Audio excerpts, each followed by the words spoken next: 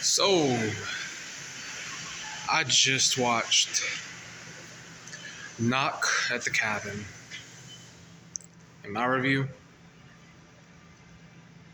I'm emotionally drained. I went to go see this with a couple of my friends. There she go right there, coming out the bathroom. Cameron's taking the shit, so he's going. Um, what'd you think of the movie? I didn't think it was boring as people described it.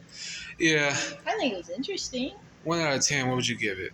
Maybe like a good 6.5, maybe 7. I wouldn't watch it. I would, to be honest.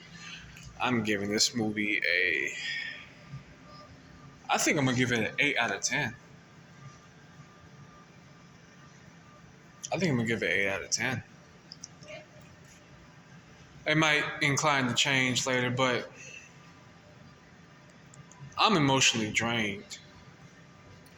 You crying? No, I wasn't crying. I wasn't Your eyes crying. are watery. No, because I'm emotionally drained. I'm drained. dead. That was the story.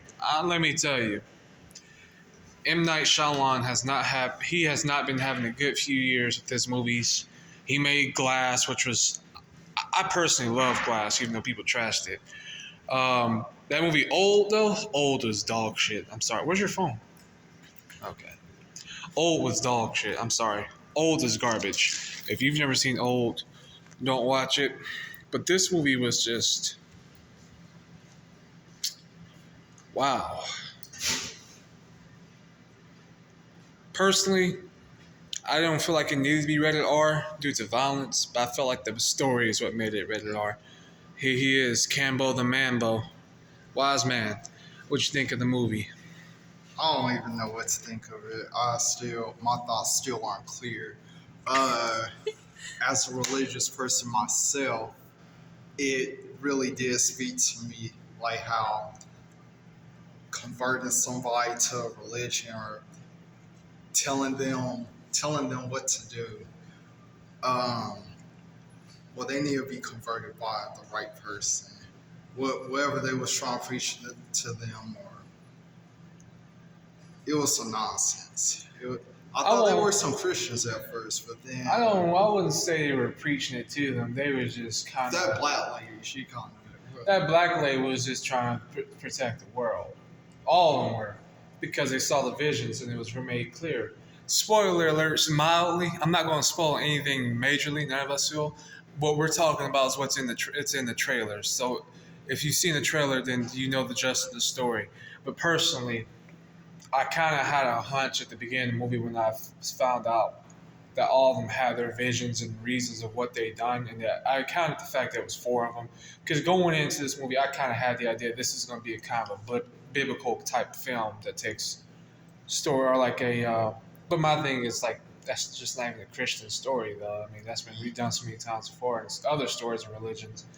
So, but the reveal at the end on who they were wasn't that much of a shocker to me. I just thought it was well written. Who were they? Did I miss something? They said in the movie. They I'm gonna mute this out. They were the 4 horsemen of the apocalypse. Wow. They all had their same traits as the 4 horsemen did as well, just in our modern society. I see. I didn't hear that.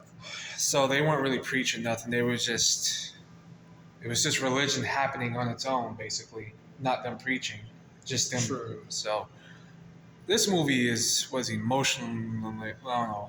It's something that a lot of other movies We did. can head to the car. I mean, we could just go straight up that way. Listen.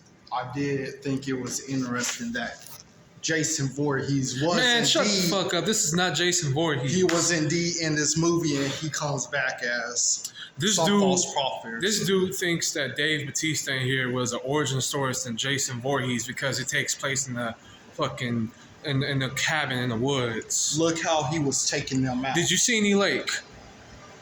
Did you see a lake? You could tell that there was a lake close by Bro, the cabin. shut up.